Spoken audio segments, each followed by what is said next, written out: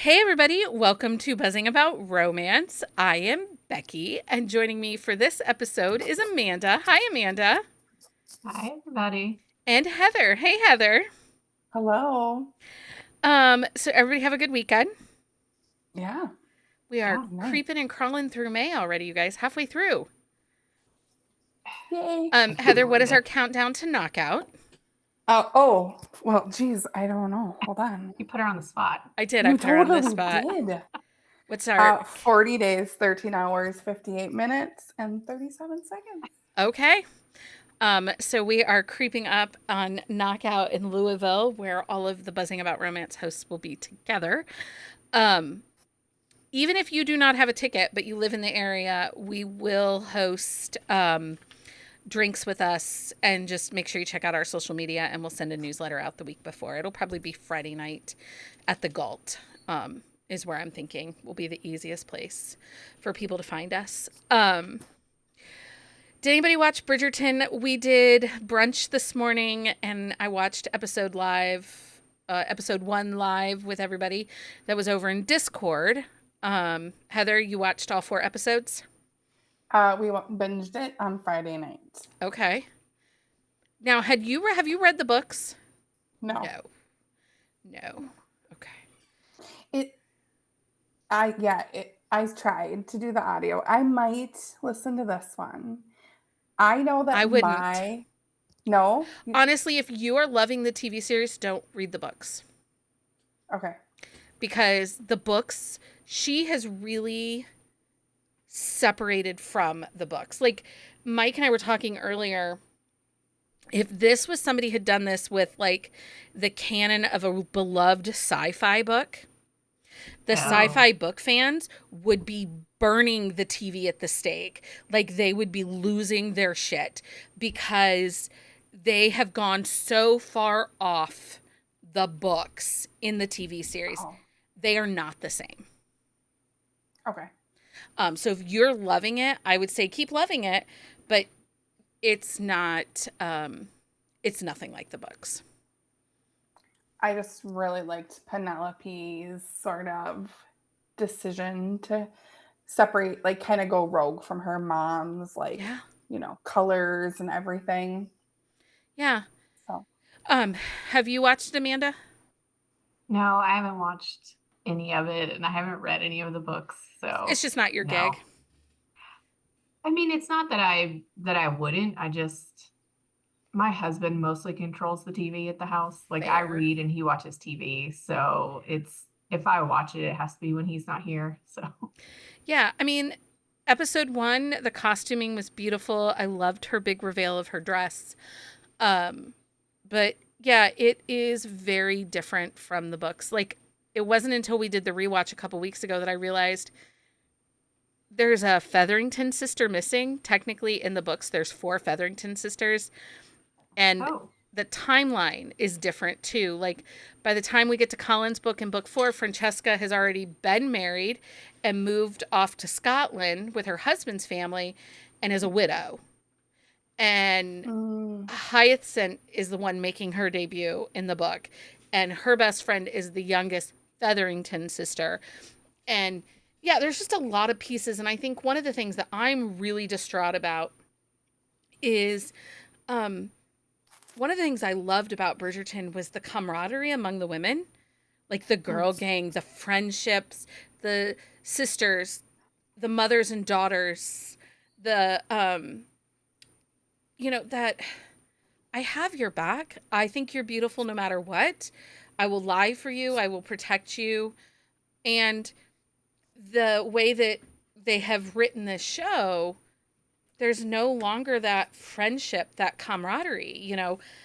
Um, Eloise and Penelope, who are this pinnacle friendship throughout the series, they're not even speaking in episode 1. Yeah, it episode 1 it it changed. I mean, like Yeah, I think a lot transpires in the first 4 episodes. I liked it. I did not like season 2 me either. at all. My husband really liked it. He said that he really liked oh, Anthony's nice. like um the way he changed, sort of. Like, he Yeah. was set on just marrying, not for love, and then he did marry for love. So. They bang a lot in that first episode, Anthony and Kate in season 3. Mhm. There's a lot of sex by That's why them. Justin likes it, really, right? No, I mean, he likes Penelope, and, like, you know. For a gay man, because the actor that plays Anthony is gay. For a gay man, he's on his knees a lot. Yeah. For Kate, it's a little weird. That's a little weird. Yeah. We also start watching Ashley Madison, so. Oh, I saw that. I have not watched that yet. It looks good, though. That's interesting. And who doesn't love a little way. spice? Okay, so term of the week for this week. We have been breaking down for the last 2 previous episodes the whole umbrella of hate to love, enemies to lovers, rivals to lovers. And this week we are going with adversaries to lovers. And I would say this umbrella is not a go-to trope for me. I don't hate it. It's just not one that I pick up right away. And it has to be done in a way that it works, right? At least for me. Yeah, I mean, and I think that's one of those ones for me also that when it's done well, though, I really like it. Yeah. So yeah, it's not a go-to, but it can be a really good one for me. Heather? It can be written well, I think. Yeah. Although you're not really a big fan of enemies to lovers at all. No, I don't know. I think I have a lot of negativity in my professional life. I don't really need it in my, downtime. No, I get that. So enemies to lovers and rivals to lovers tropes and the adversaries to lover tropes all involve a transition in a relationship dynamic from negative or competitive to a romantic relationship. So adversaries to lovers, this trope is similar to enemies to lovers, but may involve a broader range of adversarial relationships beyond outright hostility. So basically, this is going to feel like enemies to lovers, but it's going to lack the history, and it's not competitive. Rivals to lovers is going to be more competitive. Adversaries is going to be hostility, but without the history. Enemies to lovers is going to be the history that makes them hate each other. Characters might be on opposite sides of conflict, have clashing ideologies, or simply be at odds due to circumstances rather than personal animosity. As their relationship evolves, they overcome their differences and develop romantic feelings for each other. The key difference between enemies to lovers and adversaries to lovers lies in the intensity and the nature of the internal conflict. Enemies implies a more hostile relationship, while adversaries can encompass a wider range of opposition, including situations where the characters are not necessarily enemies, but still find themselves within a conflict. Rivals to lovers, on the other hand, focuses specifically on characters engaged in competition before transitioning to romance. So rivals to lovers, think of competing for a job or competing for an award. So that's what you're going to see in rivals to lovers. Enemies to lovers is going to have that history, that deep-seated hostility. And then adversaries to lovers, it's going to be more like along the lines of the ideologies, the broader encompassing. I don't like how that person does it. Adversaries could even just be like neighboring farms competing against each other, but not necessarily a competition, but like, warring over how they graze their land or something like that. So I think it happens a lot in the workplace, thinking about like they're going for the same, position or whatever. Yeah. Okay. So now on to our episode, which, Heather, did you get the doc? I did not. Okay. I will get this to you. Okay. Thank you. On this episode of Buzzing About Romance, we're tackling a topic that is close to every book lover's heart: tracking our reads. Whether you use Goodreads, StoryGraph, your personal blog, or Heather's Google form, which we will get into, staying organized and reflecting about what we read enhances our literary journey. 100% it does, because how many times in an episode do we say, I'm really pissed at past person for not shelving and troping the books? I just said it earlier. that Yeah. we needed. And it happens all too often. So in this episode, we're going to discuss the kind of information we typically record when tracking our reads, from ratings and reviews to personal notes and reading dates. We'll share what we love about each tracking method and unique feature they offer. Plus, we'll talk about what improvements we'd love to see to make our reading experience more enjoyable. So let's start off with the beginning, Goodreads. Okay. Goodreads is the industry standard. Yes. It's been around the longest. It is, so anyone that is doing things like, anyone that's doing anything like ARC reading, reviewing for authors, you're going to have an accessible Goodreads, right? Yes. It is kind of required. That is where authors are looking to in order to see your feelings. You know, do you actively review books, or are you new? And it's one of those things too where it's a standard go-to, right? As a reader, if I Google cowboy romances, one of the first links that I'm going to find is going to be a Goodreads listicle. Yes. Yeah. So, like I said, Goodreads is kind of the industry standard for reviews. Things to note, Goodreads is owned by Amazon. One of the good things about Goodreads is it's directly connected to your Kindle account. Yes. Yes. So if I read a book, I can mark it as read without having to go into the Goodreads app, because the Goodreads app is freaking slow. Yes. it Goodreads often crashes. website is slow. Yeah. No, I agree. So, but then when you're done reading and you mark it as read, if your Kindle's attached to your Goodreads, it'll mark it as read and get the dates right. Yep. So there is an ease to Goodreads. I mean, I think that's its most winning quality. Is I the fact agree. that you can just, it tracks it for you in that sense. So Goodreads was founded in December of 2006 by Otis Chandler and Elizabeth Curry Chandler. And in March of 2013, it was acquired by Amazon. So oftentimes people act like Goodreads is just a recent acquirement of Amazon. It is not. They acquired it back in 2013. Yeah, I don't think I realized it was that long ago. Yeah. Mhm. Other good things about Goodreads, it has a large user base. Goodreads boasts a largest users community with over 90 million members worldwide as of 2021. This extensive user base contributes to a vast collection of book reviews, ratings, and recommendations. And as newer apps and websites start to pop up, because I used BingeBook for a minute, it doesn't have the other users in there. You feel like you're the lone wolf and constantly having to manually add books in. The fact that Goodreads is pulling direct from Amazon, everybody sells books on Amazon, publishers, indies, it's easier. It's easier. It is.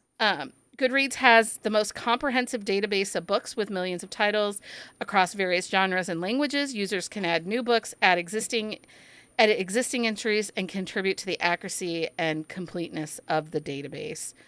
It does offer community features like book clubs and interactives. One of the other great things about Goodreads is the shelves and tags. We can sort pretty easily, and you can search, and see what other people have shelved.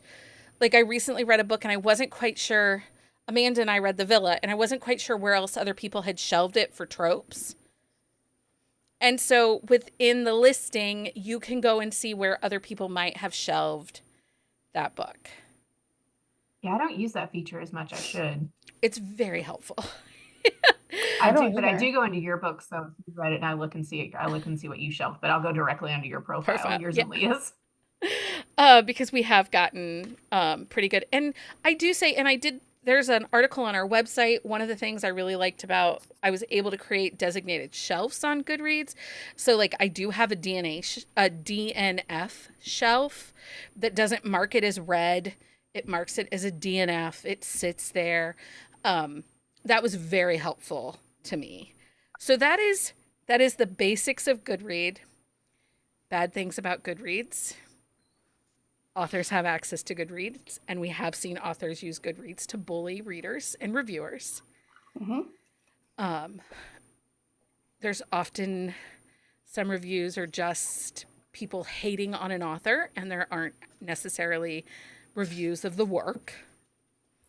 It's like when you get like 21-star reviews for a book that's not out yet. Yeah.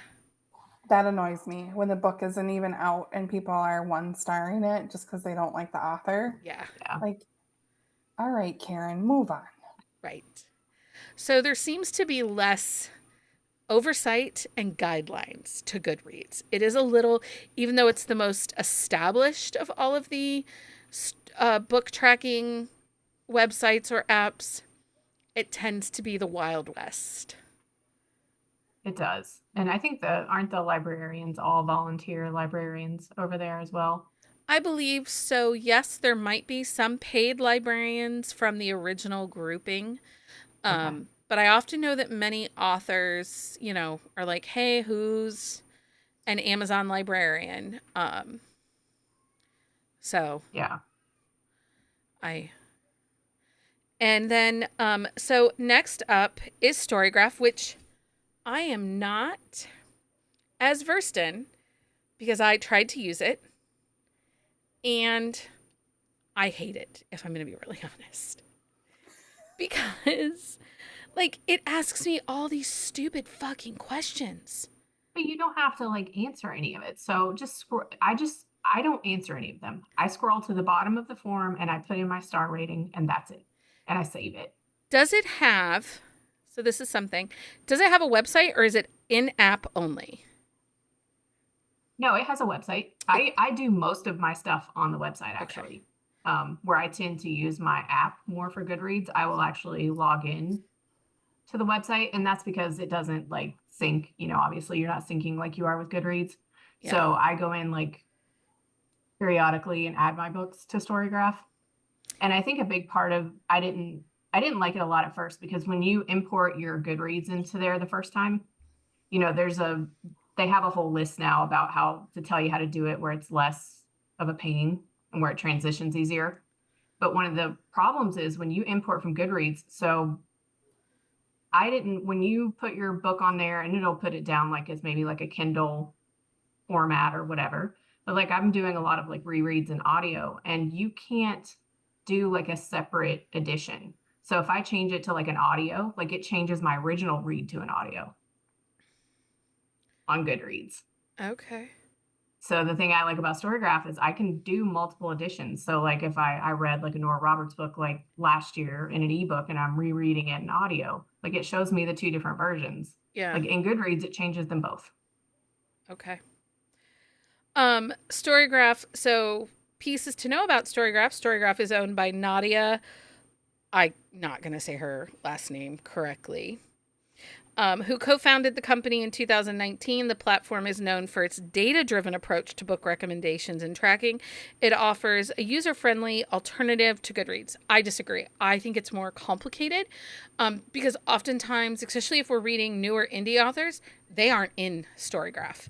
So I have to go in and manually enter them. And I don't have that kind of time. They're better now than they were, but it's still, there's still a lot of things missing, especially if you're doing indie authors from a few years ago. Yeah. They let you manually add.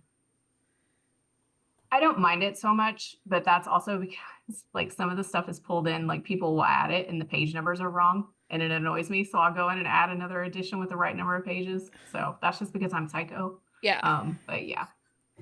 The platform aims to provide a more personalized and data-driven experience for readers. StoryGraph allows users to track their reading habits, set goals, and receive personalized book recommendations based on the detailed preferences. Mm-hmm. The platform uses, this is where it loses me. The platform uses mood, pacing, and other nuanced filters to suggest books, making recommendations more tailored to individual tastes. Listen, we have all heard me complain about the whole, I just vibe with the book, so it's 5 stars. What the fuck does that even mean? What does vibing with a book mean? Was the story good? Were there plot holes? Did you just It just made me happy, Becky. It just made me happy. I know. I know, It what's doesn't your have to fucking be that happiness? hard. I need to know what about it made you happy. So I think Uh, there are people, maybe like Amanda and I, that we read for fun. And you might read for fun too. But you also do it for like parts of your other. You know what I mean? Right. It's my job, and I am going to be a little more critical of books. Yeah. But I don't understand. Okay, but honestly, when I go looking for a book recommendation, I don't understand I just really vibed with this book. Can you tell me more specifically what it was that you vibed with, or what is the vibe you got? What does the term vibe fucking mean? Was it spicy and you just I vibed with get the it. sexy parts? Did We're you just giving really you a hard time. was the main character, was she just that phenomenal that you felt like a kinship to them? Like I I need more than just in a review. I really vibed with this book. I think people run out of things to say in a review. I don't care if every book review I read says, "Oh my god, this book was amazing. It was the best book I read." That's fine. That is fine, because then I know I can go and look at all the books you think are amazing and the best book you read, and I can say, "Oh, hey, they really think that this group of authors is some of the best books they've ever read." I don't have that same experience, so I'm going to bump over. But when you go looking at reviews, do you look at the 5 stars that say I vibed with this book, or do you look at the 3, 2, and 1 stars? Which ones do you look for? It's, I can't stop laughing. I'm sorry. I don't actually read reviews. Well, I don't often read reviews either. I just rate the hell out of them, however. You know, I read reviews more when it's a blurb that I don't necessarily think I'm going to like. I don't read Because a blurbs lot of times either. I'm wrong. You don't read blurbs. So I will dip into a review if it's maybe like a blurb that I'm not sure about. Or if I'm like choosing between a couple books, I might be like, I'm going to read a couple reviews, see what people think. Yeah. Well, but which review do you look to see what people think? Which ones? A variety? I'll look at a few like different ones. You look at the 5 star and say, "Oh, this person just really vibed with this book." Read now? I have not seen somebody say that they just vibed with a book. Me either. I have not. I haven't either. I've seen people on Instagram say it, but I haven't looked at an actual like review. Watch on out, Amazon people. or Goodreads. Screenshots are coming your way. Okay, send them to me. It's probably not a book that I'm going to read. So, well. One of the standout features, and this is why Amanda uses this StoryGraph. It is the in-depth reading analytics.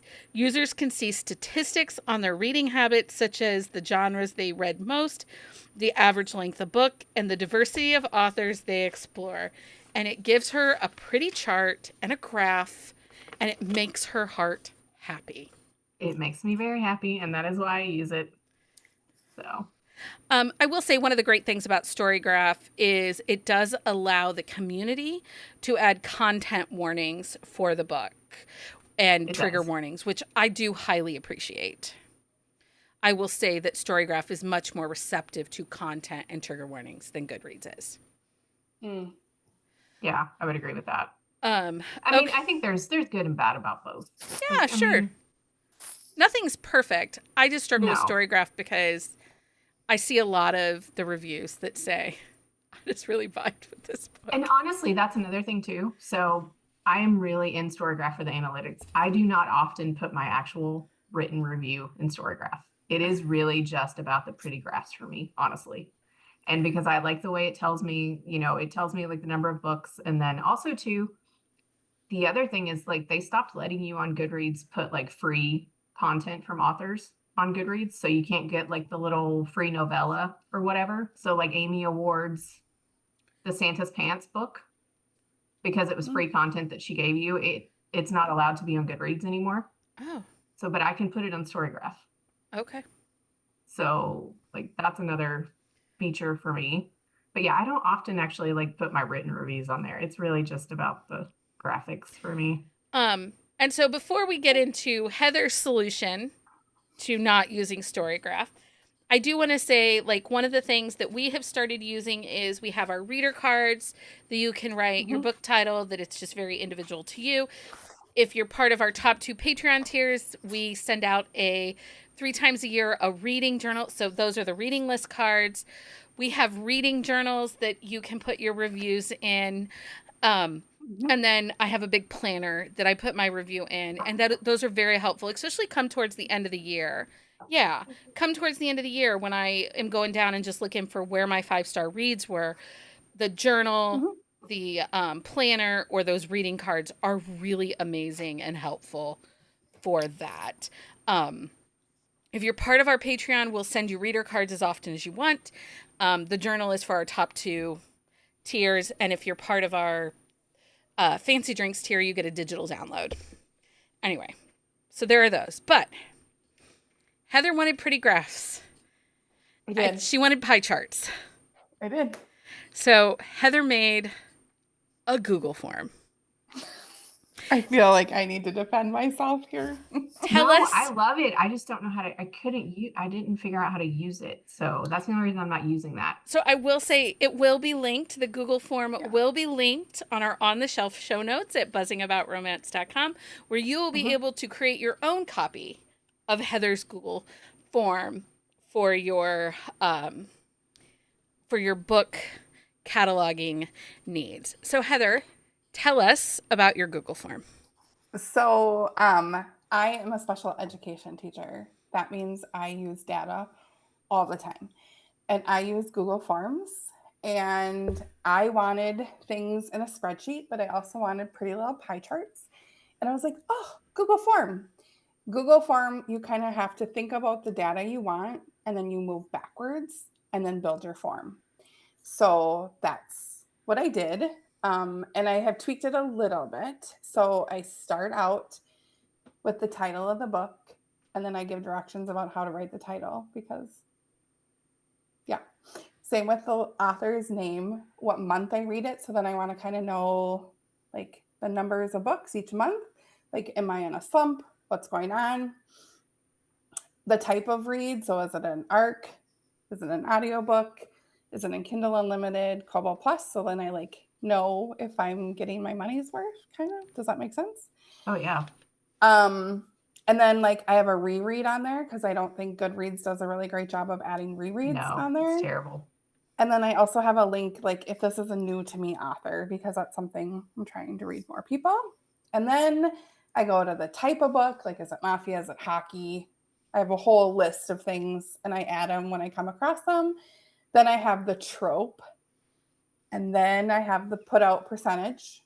So then when I'm reading, I put like a little note, like pop, like whatever. And then I created my own rating scale, but there's a graphic in there for that. And then my spicy scale, which also has a graphic for the spicy scale. But my ultimate favorite is the last one, and it's the hero hotness factor. So, like, does he have tattoos? Is he have a green flag? Does he have piercings? That seems to be the question I get all the time. Is he a dirty talker? Is he kinky? Is she a good girl? Like all those things. And then you put all that information in, and then like I can tell you right now that I've read 32 books in Kindle Unlimited. I have read 18 books in Kobo Plus. 42.7% of my reads are interconnected series. I have read 33.3% of my books are friends to lovers. What else would we like to know? Almost 44% of my books are 3 on the spicy scale. How much is audio? You do mostly audio, or how much? Let me see. So if somebody copies this form from our website and downloads it, Yep. they can then tweak it and add their own things to it too.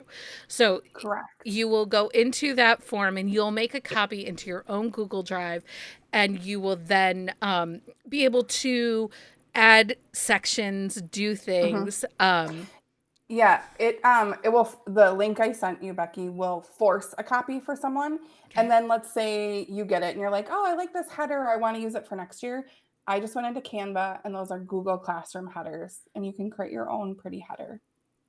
Okay. That's it. Like this is so, but and then it feeds into a spreadsheet. And so then you can sort it like you would in a regular spreadsheet.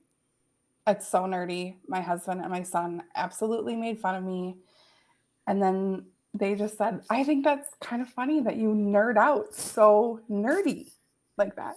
So I think that what you created, though, is some of the stuff that we struggle with when rating and categorizing our books, because how often are we asked, hey, I need book recs with a hand necklace? I don't know. I know when I read it, I see it, but I don't necessarily have a Goodreads shelf. And my Goodreads shelves are out of control. So I have for over 300. What? I have over 300 I'm currently. sure I have as many as that. You know, and there's things like, is there a third act breakup? Yes or no? You know, those kinds of things are pieces that we are often asked about when we're recommending books or when people are looking for certain books that, you know, are harder to nuance in StoryGraph and Goodreads. So the solution of creating this form is really awesome because it allows that to, for you to do that. And microtropes, you know, forehead kisses. I mean, how much did we struggle, Amanda, with nicknames? Oh, yeah. I mean, that episode, the amount of times that I went into different books and, you know, looked for nicknames, or when we did kisses. Yeah, the kisses was hard for me. Like I have a thing with nicknames, so that one was kind of easier for me. But yeah, the kisses, like I was like, why? Why did I not like write this down? Right? Like, go ahead, yeah, Heather. and you can add and take away things too, which Yeah. makes it easy. I think the thing is that this isn't like public. You know what I mean? So No, it's harder. yeah, it's not public. It is going to be for your own personal use, but at the end of the day, you can create your own graphs and your own, you know, it just depends on why are you tracking books. So obviously for me, tracking books is part of the podcast. It's part of the blog because I do all those listicle articles and all that kind of stuff. So that's part of the reason that I need to be able to check on Goodreads or grab content and say, okay, you know, this is a really popular book. Here's what people are saying about it. Here's what I feel, so that we know what we're going into when we're doing an episode. Because sometimes we go into a book blind for like the Wednesday episodes and stuff.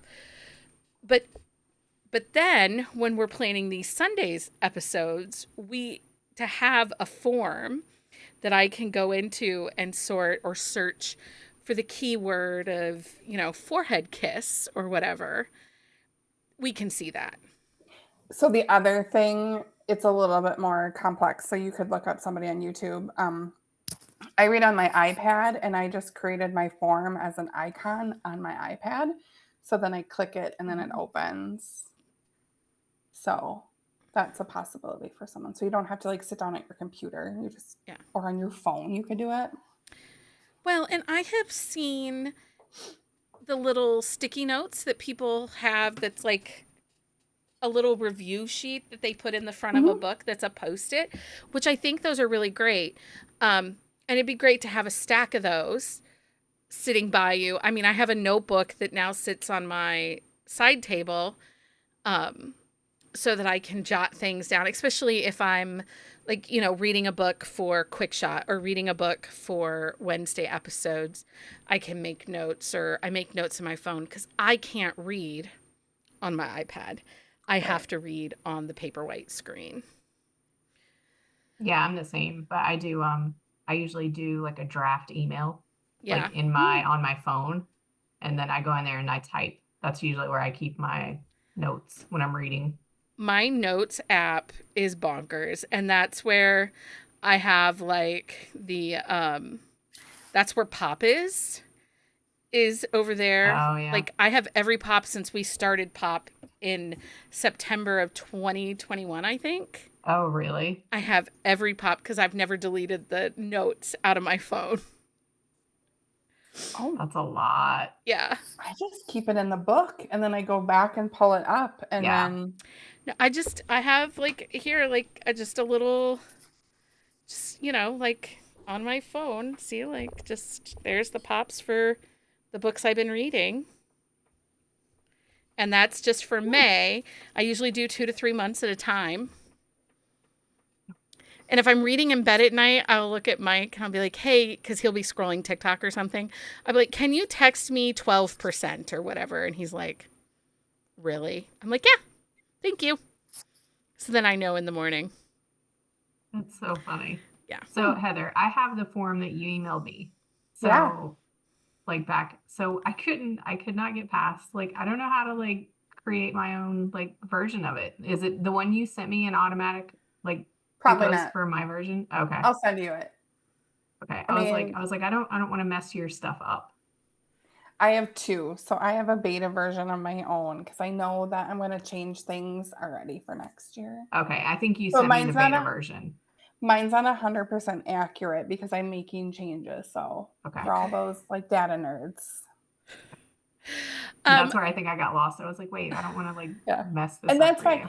Like I have 75 books on my Google form and then my Goodreads says I'm reading 58. So that like it's off because like I read Oh, things in yeah. Kobo and you know what I mean? Yeah. Yeah. Yeah. Jenny says, file, make a copy. It's not, the one she sent me is a beta. That's why it's not working. I know I'm not that ridiculous. So are you finding any challenges by doing your spreadsheet or your Google form? No, and I think the reason I'm not is like I said, I use these in my day job like all the time. Yeah. So I am very I don't know. I just know them. Will you It's do a easy for different me. will you do a different Google form for each year so you can keep it separate? Oh yeah, for sure. Okay.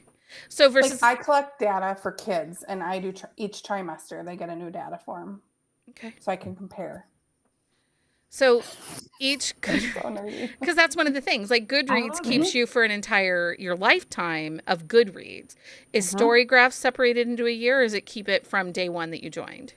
It keeps it from day one. When you log in, like it will show you your current year. Like right now, when you log in, it shows me 2024, but I can go back and look Okay. at previous years. There's a tab just to sort it. So Heather's form will be for the current year, but doesn't necessarily, but you can still go back and compare previous years to the current year. I just wish like Goodreads was better about like audio. Like you could put that on a shelf for sure. Right. You know? Yeah, you Yeah, can and you create can a change shelf, the but you version. can't change the version. You can change the version, but it changes it across the board. So if you do a reread, then it changes all your rereads. But if you go, if you're in it, it will give you like where it shows you the cover, you scroll over and it's like the third slide and you can click on different versions. But there's a lot because they let users add them. So you get like maybe like a CD or, a German version or an Italian version. I think there was like 67 of the Villa. Well, and I'll say that's one of the things that's kind of annoying with Goodreads. Also, authors are changing covers pretty frequently right now. Yes. And covers are not updating on Goodreads. Even though they're pulling the book listings from Amazon, covers are delayed being updated. Yeah. And I saw an author was saying that, they were having to email the Goodreads librarians to change them for them. So I'm sure they're bogged down with those requests right now.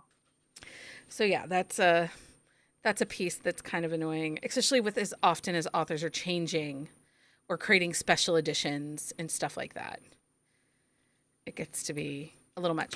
I will say we did an episode a couple years ago, or 2 or 3 years ago, about different ways to keep track of your personal library. I have used Book Buddy, which I did like. And then TBR Bookshelf, although there is so much stuff behind a paywall, which I didn't love. Book Buddy was a one-time fee of $5, and it's great. You can scan UPS codes, US, Oh, okay. UBS, whatever. The codes, the barcodes, you can scan those in Book Buddy and put your book in. But there is a lot of personal, like a lot of books aren't on there. You can upload your Goodreads library into both those apps. The TBR Bookshelf, there is a lot behind the paywall, and I'm not sure $4.99 is necessary. For my personal library, Michael made me a book database that I scan my books into for my paperbacks, and that's amazing because then I can note if it's signed and stuff like that. So that's really great for me. But as far as app goes, keeping track of your paperbacks, I haven't found a perfect one that the general public has access to. Yeah, I don't. I have no log of my paperbacks or physical copies anywhere. Yeah. Mm-mm. I I'm just a little open nervous. cabinets to see what I've got hidden in places because I have no Well, more shelves. yeah. Just don't make a spreadsheet with your totals of how much you're spending at a Oh signing. no, I no, quickly no. deleted that. Jenny or Amanda texted me and she's like, "Hey, so I was just perusing Hello Lovely or something." And she's like, "I ordered you 2 books." And I was like, "Good, thank you. Thank you for Well, it was having my it was back." one you had asked me to get for you, and I couldn't get more than one at the signing. It So was I was so like, well, I'm good. just gonna buy it in case she didn't get it. Oh So my it gosh, it was worked so out. awesome. I was like, "Thanks for having my back, Amanda." Well, I That's so Right. funny. You know, Michael doesn't care books coming in and out. And I always laugh when people are like, oh, I just told my husband I want a giveaway. Or I swear he thinks Amanda and I have some kind of like, you know, drug trade or something happening because there are packages coming back and forth between the two of us. And like, Yeah, right. I have a stack of stuff that's going to Amanda when we go to Knockout in a couple Yeah, weeks. And I have a bin yeah. for I, everyone there. so, so yeah, I mean, don't look at our mailing history. no. Yeah, my husband's like, whatever. He's like, you got another package. I was like, okay, I'll get it in a minute. Thanks. My fated mates from the Readers Take Denver for Aveline. Oh my God. Oh, Chloe's Victoria Adeline. back to Oh her. yeah. It is beautiful. So pretty. Awesome. I just bought a new bookshelf with 5 shelves full already. Michael After I just sent you built the me link. a new bookshelf and I was able to like move a bunch of stuff on it. It has empty space. And I feel like that was permission to buy 200 new books because that's about how many books I can fit on it. I mean, I'm bringing you some, so. Right? I mean, isn't that permission to buy 200 books? I'm like eyeing all the Titans books back there, and I'm like, I am missing a good chunk of those books. I need to order all my them. Titans. Yeah. Well, and Carrie Elks just sent me a message and she's like, what don't you have? And I was like, well, I have all of Winterville. And she's like, okay. And I'm like, oh, Carrie, please send me more books. Yeah, Molly McLean's like, I said, hey, do you have those books I didn't buy in Iowa? I feel like I need those. And she's like, I Oh, still her have new them. ones. I'm like, God, what is wrong with me? I don't need 2 of every book. But we do. But technically it's 3 because I have the ebook and then I have these. I think trophy you need books. them all. Yeah. I think you need them all. Okay, so that's where we're at for keeping track of our reads. If you have questions about Heather's form, you can message her, email us, whatever. Check out our on the shelf show notes to get your copy. But now it's that time, you guys. It's that time Yep. for book of Oh, the Oh, week. It is book of the week time. So here we go. Amanda, what's your book of the week? my book of the week is Measure of a Man by Molly McLean. It is book 3 in the Coal Creek series. This is Jinx's book. So he's the youngest Ender's brother. It's him and Rachel. She is a single mom. She's a little bit older than he is. She doesn't really like understand that he's trying to get in there to start with, which was kind of fun. she's still technically married, although her husband has left her and he's dating someone else, and he's just kind of like an idiot. But he works actually for the Enders, so he works for Jesse, and then Jinx has his own, like, he's the lawn crew, so it's like blue collar hero, small town, and he is, oh, he's so like swoony. He shows her what a man is supposed to be, and I will go ahead and put it out there. He is my favorite Ender's brother. Really? Really? Yes. Even over Jesse, who pines like a Yeah. tree and it's his job? Yes. Like, okay. Yes. Okay. Ooh, Guess I what's need to getting read moved it. up on my TBR? Heather, what's your book of the week? My book of the week is The Study by Kelly Fox. And I have a major book hangover. I tried to start 3 books today and I couldn't. This is the final book in the Lost Boys series, and it is an age gap, a widow, and it is so, so good and so emotional, and I will take no criticism for this Okay. book. But Jenny binged this series, and so Jenny and I are going to do a quick shot. So if you want to know all of our thoughts, you're going to Okay. have to Have stick to around. turn on to the quick shots. So my book of the week is Unending Love by Stacey Lynn. This is her new series, The Kelly Family. This is a secret baby, which it's been a minute since I read a secret baby, you guys, and I love a secret baby. It's a one-night stand. He was living in Virginia at the time, and she was in Virginia Beach for a bachelorette party for her sister, and they had a one-night stand, and the book starts 4 years later, and she's a single mom of a 3.5-year-old and living in a Denver suburb. And the great piece about all of this is, so the hero is an identical twin. And for the last 4 years, she has been looking for the baby daddy. Like, she's been actively looking. All she had was his first name. He didn't leave a number, nothing. So she's been actively looking for him.